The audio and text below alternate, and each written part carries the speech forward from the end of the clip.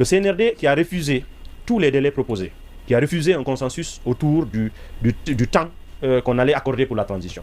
Ils ont dit les 1 an, la première année est considérée comme bonus, non considéré, donc ils ne prennent pas l'effectivité du démarrage de la transition le 5 septembre.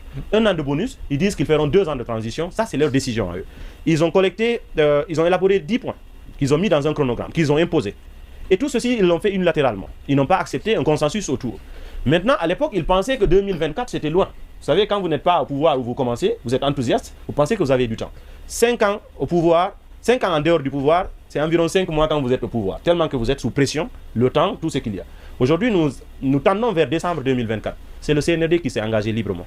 De tout le temps dont ils ont disposé, ils n'ont posé aucun acte tangible aujourd'hui pour les Guinéens allant dans le sens du retour à l'ordre constitutionnel. Si c'est du temps, ils en ont eu. Si c'est de la volonté, ils n'en ont pas eu. Alors, qu'est-ce qu'il peut dire sur la base de ces faits? Comment peut-on dire aux Guinéens de leur accorder encore plus de temps? Pour faire quoi?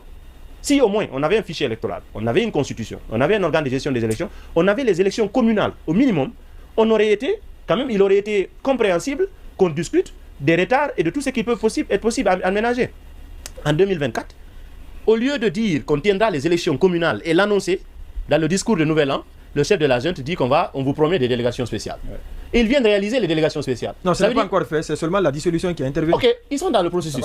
Ça voudrait dire que c'est pas encore fait quoi. Donc l'engagement n'a pas été totalement respecté. Ce que je suis en train de démontrer, ça veut dire que ce qu'on a envie de faire, on le fait. Vite et bien. On a envie de mettre des délégations spéciales, ça on respecte. Ouais. On n'a pas envie de faire des élections pour que les Guinéens choisissent leurs dirigeants, on ne le fait pas.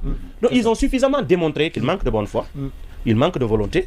Ils ont eu du temps, ils ont eu des idées, ils ont eu tout ce qu'une junte devait avoir. Est-ce qu'ils ont eu de l'argent aussi? Parce qu'ils ont sorti un budget de 6 000 milliards pour le retour à l'ordre constitutionnel.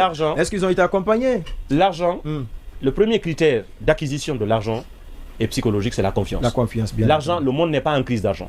Dès que la transition a commencé, tous les partenaires techniques et financiers de la Guinée se sont manifestés. Les États-Unis ont proposé. D'ailleurs, on n'a même pas trop besoin de ça.